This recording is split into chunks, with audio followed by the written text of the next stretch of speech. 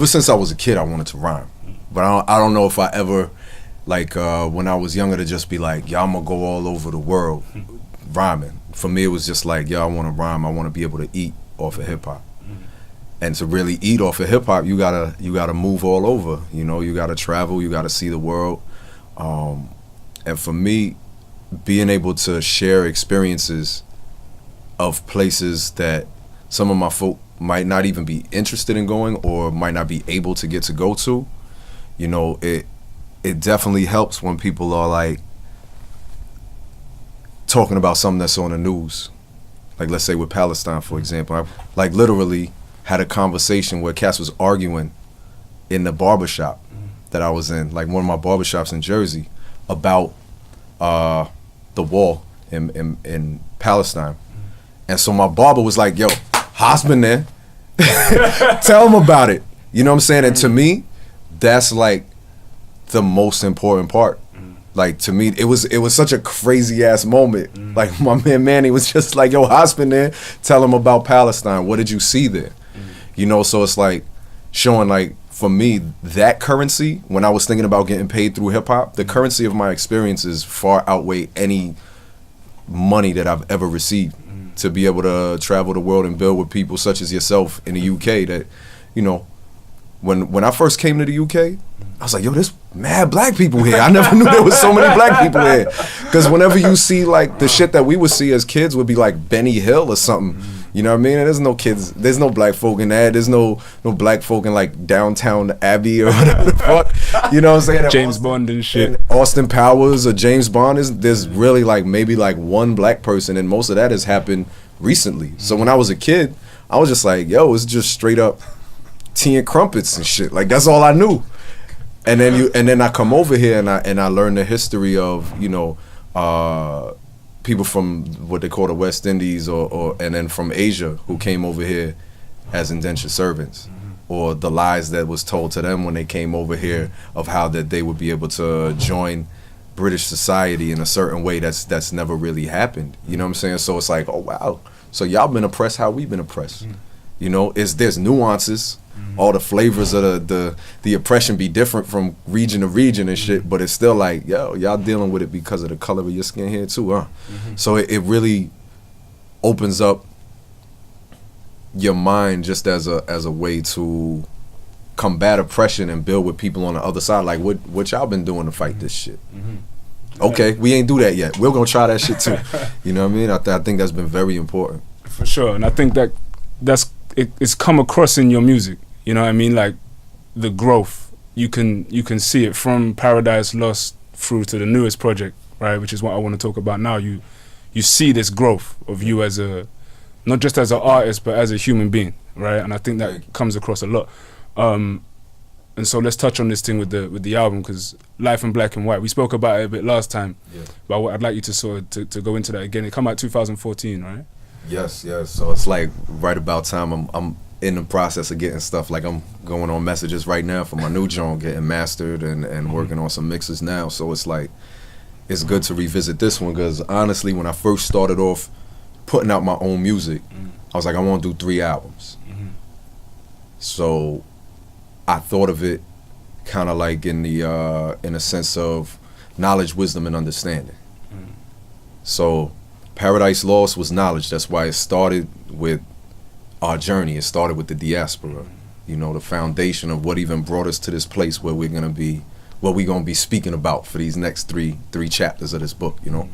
And Children of God, that's the wisdom and experience. I wrote that full album when I was working with kids at PS41 and through the Urban League in Jersey City. So that's why I was telling my kids every day, yo, y'all got God in you. Every day I would tell them that. So that's why the album wound up being that, and it was like, I'm sharing my experiences with them. So this album is like the understanding, everything that I've learned along the way, you know, and sometimes like when I could sit back and look at all of them, like, wow, it's been a crazy journey since the first one, you know. So there is a lot of growth as a man, you know. I've in the process of this album, I wanted to give even more of myself, even more of my personal life, because in order to understand how I view things about politics, you got to understand what made me who I am. You know, so I talk about my relationship with my father, my grandmother when she passed away, because my grandmother was like my father. My grandmother was the tough love in raising me. You know, and me and my father wasn't really tight like that, had some experiences, and I did learn some things from him sometimes. Well, for the most part, it was what not to do. You know what I'm saying? But that's still a lesson nonetheless. And, you know, my faith as a Muslim, like how that's grown. My other work that I had even started before I was doing music, you know, I was involved in adult entertainment or whatever. So like speaking on that a little bit more and what that means to me in the overall span of life. So it was, I don't know, I feel like for me that album is like life on a record, because it's got something for everything, you know, dealing with anything from war to the kind of music you want to listen to when you at a barbecue or, you know, at a family reunion or something. Like it go from really peaceful to savage at moments, you know. The black and white thing with you being mixed, right, is something I wanted to speak about, because it doesn't get touched on that much in hip hop, which I think is interesting. I think it's a lot to do with the fact that the way we resist racism a lot of the time is to unify around our melanin, right? But the interesting thing I was going to say is about your father, right? Because your father is white, right? And with this personal side, you don't really speak about him as much on the other albums, and you speak a lot about him on this album. And there's a lot that's said about black boys, especially being raised without their black father. But you as a black man, as a black boy, had the same experience that a lot of brothers have, but from a white father, and still raised by a black mother, black grandmother, in a black community, right? And how much has that influenced not just the music, but you as a person? I think it's had a profound impact on me. I mean, it's from one of the first things I remember my mother telling me when she was raising me. She was like, it don't matter how light you are or if your father white, to the police you still a nigga.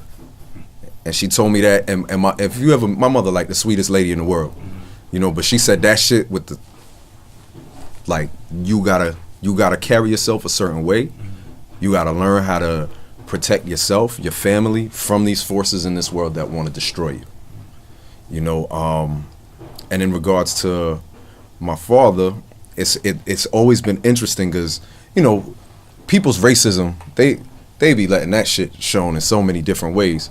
But so it's like, oh, if I didn't grow up with my father, they automatically think like, because I'm light skinned, maybe I'm Puerto Rican or just whatever. They don't suspect that my father is white, because just racism itself makes people think that only black fathers are not there. You know, and in reality, the percentages are pretty much the same. A shitty father is a shitty father regardless of their color. You know, but also my father had issues. He had substance abuse issues.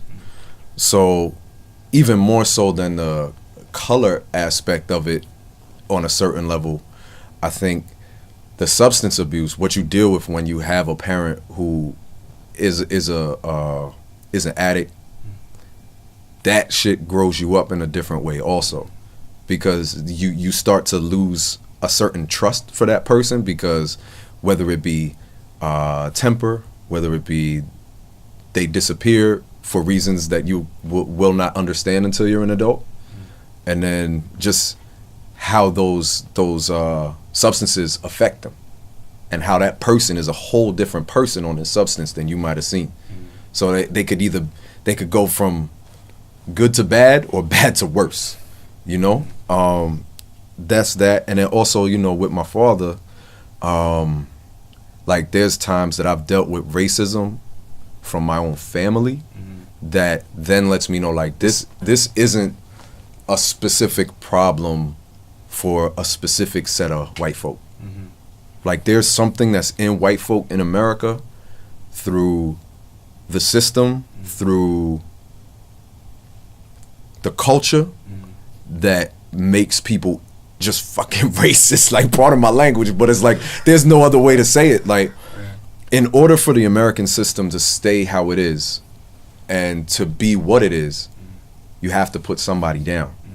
And like we know what America does throughout the world to keep people down. So when you talk about within their own backyard, how they have to keep people down just to be able to hold their head high, they got to be stepping on your neck. You know what I mean? And to be able to see that from my own family at a very young age, just it took the blinders off really, really young. You know, to me, it wasn't just seeing it and hearing about it, but it's just like you're like, well, that's them. Like right here, right here they hate you too. And that was just some eye-opening shit to have from a young age. Yeah, I can imagine. I mean, I don't feel like my experience has been as extreme as yours, because my parents were together, right? My father wasn't abusing substances, right? But there is definitely identity issues around being mixed, right? And having to deal with those things from your own family, definitely. And I agree, taking those blinders off, you're exposed to not only the racism from members of your family and the negative side, you do also have this other perspective that some brothers don't get, right? At least as a child, from my neighborhood. I had friends who had never been in a white person's house before. Like some of my boys would be like, yo, do they all leave they doors unlocked like on TV and shit? And it's like my father always, for most of my life, my father always lived in black and brown communities, but like in the hood. And I'm like, he ain't leaving his fucking door unlocked in Jersey City. Like that's not gonna happen. But it's like, but also seeing like a full range, because also if you living in a certain neighborhood in America, it's so segregated. Even in the North, it's so segregated, people might be like, they don't see poor white people. Like if you live in the South, you're more likely to see like a trailer park full of white people. But if you live in the North, it's just it's split up differently. So you might think the only white people you ever see if you live in a certain area is people who are rich. So you think like, damn, they don't experience not one bad thing ever. Like the way it's sold to you on television as well. Anytime you see in America someone who needs government assistance of any kind, no matter what it is, they're always showing you like a black woman with like 8 kids or a Spanish woman with like 8 kids or whatever. And they never show you that, the majority of people in America are white. So also the majority of people who need government assistance are also white. So it's like the way they twist it. So a lot of times, my peoples would be like, I never even been in a white person's house before and shit. So they would just have like random ass questions for me. And then sometimes I was like, I can't even answer that for you. Like my father ain't got no food in his refrigerator right now. I don't know what white people eat either. You know what I'm saying? Like he got Orangina in there. That's all I know. The Orangina and cigarettes. That's all I know he got in the refrigerator right now. Hey, that's crazy. And then on the other hand, my mother is a teacher, and my mother is a health activist. So I grew up in the activist community already, and I was like, no, my mother, she's fluent in Spanish too. Like she's an educated woman. So the stereotypes that they would try to place on my family, like, oh, that, well, then your father must be, nah. Your mother must, nah. So it's also like the racism, the sexism, all that shit. You get it early. And I feel like it's good to get it out the way early, because then it's like, I ain't worried about the boogeyman. For sure. And I think that's why it's interesting that you've gone from that activist community, right? You've gone from having those blinders off early, and you've taken that perspective around the world, right? The movements you made in Africa with the trilogy of your albums, right? It starts with us leaving Africa. Yeah, that's why I don't even consider music as my weapon. My album, that's the Jati album. They let me rock with them on that one. Can you explain it for those who don't know what happened? Will you explain it and then give some background to it? Oh, yeah. So I actually got to travel to Guinea-Bissau, West Africa. I was like the first American artist to ever perform there, and I went there with my brother Raj Flo. And what we did was we connected students from Queens and Harlem at the Albizu Campo School in Harlem, and with some kids at a school in Guinea-Bissau. They were all like 4th, 5th graders. So we had them kind of write back and forth, creative writing project. Could be poem, could be a song, could be rhymes, whatever they wanted. Talking about what it was like to live where they were living and then they also had to ask questions of the other kids. So we got to connect them via Skype, record the kids rhyming and asking questions for each other. It was a really, really amazing project to be a part of, and we were out there with Kobiana Records and Big Up GB. So we put on this huge concert. It was just incredible. It was honestly, you could find it's up on YouTube somewhere, but it's like honestly one of the most amazing experiences I've ever had. So when we come back, a sister, her name is Devin Austin, she had done like one of those heritage tests that she found that her heritage is in what is now Guinea-Bissau. So she wanted to help because Guinea-Bissau was at the time, was one of the 3 poorest countries in the world. And she wanted to do something. Her first project she did was getting dresses for young girls to be able to go to school. And she hit us up like, we're trying to help this village that's about 3 hours outside of the capital. Their school keeps washing away in the rainy season. So we want to help build a school. Can we maybe do like a concert? Because she said when she Googled Guinea-Bissau, like our show popped up or something. So Raj had the idea. We were in the midst of making Music Is My Weapon into a mixtape. And he was just like, yo, like a show only gets money once and then it's over. If we have an album, then that life of that album can work with whatever we're trying to raise money for there. So we were like, let's do that, and then also try to help with building a freshwater well in a school. And then we were able to do it to the point where we got solar panels put on the medical facility. That was, to me, that was the coolest shit ever. Like, yo, we sold this record and got solar panels. You know what I'm saying? Because like when Doctors Without Borders would go there, at a certain point they would have to do surgeries or whatever by candlelight. And Doctors Without Borders is like my favorite charity in the world. So like to be able to do something that helped with them as well and to be able to use music to do that was like, I don't know if God willing, I'll do something else that great, you know, but like to be a part of that was like one of the greatest things I've ever been a part of in my life. And it's done well. Like we get updates and, you know, like it's,